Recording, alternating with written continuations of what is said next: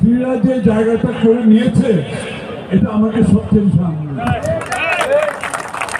যে রাজনীতির সাথে ক্রীড়ার যে সম্পর্ক, এটা শুধু ক্রীড়া জগতে ক্রীড়া প্রেমিক ক্রীড়াবিদ নয়, এটার সাথে বাংলাদেশের অর্থনীতি জড়িত। আমাদের ক্রীড়া অর্থনীতি কিন্তু বাংলাদেশে হয়নি, এটা অনেক বড় অর্থনীতি।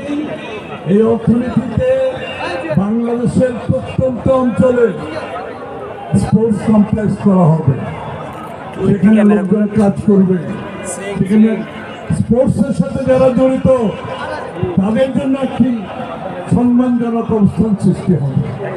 স্পোর্টসের সাথে যারা জড়িত, যারা স্পোর্টস প্রেমিক, তাদের জন্য বিরাট একটা স্পেস ক্রিয়েট করা হবে। এটা বাংলাদেশের স্পোর্টস জগতে কোনো সময় হয়নি, বাংলাদেশের অর্থনীতিতে কোনো সময় হয়নি। এটা আগামী নতুন বাংলাদেশে ইনশাআল্লাহ তারেক রহমানের নেতৃত্বে আমরা এটা প্রতিষ্ঠিত করব। প্রতিটি অঞ্চলে স্পোর্টস কমপ্লেক্স হবে। খেলাধুলার মাধ্যমে একদিকে নতুন প্রজন্মকে তাদেরকে ব্যস্ত রাখা হবে, তাদেরকে আনন্দ দেবে, তাদের যে নিজস্ব যে অ্যাম্বিশন খেলাধুলো নিয়ে সেটার বাস্তবায়ন হবে। তার মাধ্যমে বাংলাদেশের অর্থনৈতিক কর্মকাণ্ডে বড় ধরনের অবস্থান থাকবে।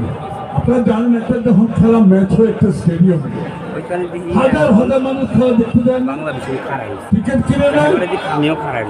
আমি চিন্তা করি সারা বাংলাদেশে কিন্তু আমরা করতে পারি কত রেভিনিউ সরকারের আসবে।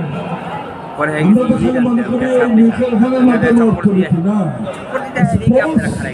অনেক বড় অর্থনীতি কিন্তু অনেক দেশের অর্থনীতি। অস্ট্রেলিয়াতে ওদের অর্থনীতিতে তাদের ক্রীড়া খেলাধুলা অনেক বড় কন্ট্রিবিউশন। এটা তারেক রহমান সাহেবের সিদ্ধান্তে আগামীর যে স্পোর্টস বাংলাদেশে হবে এটা নতুন দিগন্ত সূচিত হবে।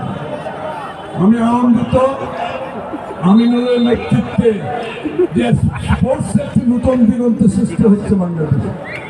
এটা আগামী দিনে আমরা পরিপূর্ণতা দেখতে পাবো। আমি দীর্ঘায়িত করবো না। এই স্পোর্টসে এসে বক্তৃতা দেওয়া হচ্ছে কাবাব মে হাড্ডি। আপনারা আসছেন খেলা দেখতে, আপনারা বক্তৃতা শুনতে আসেন না, ঠিক আছে?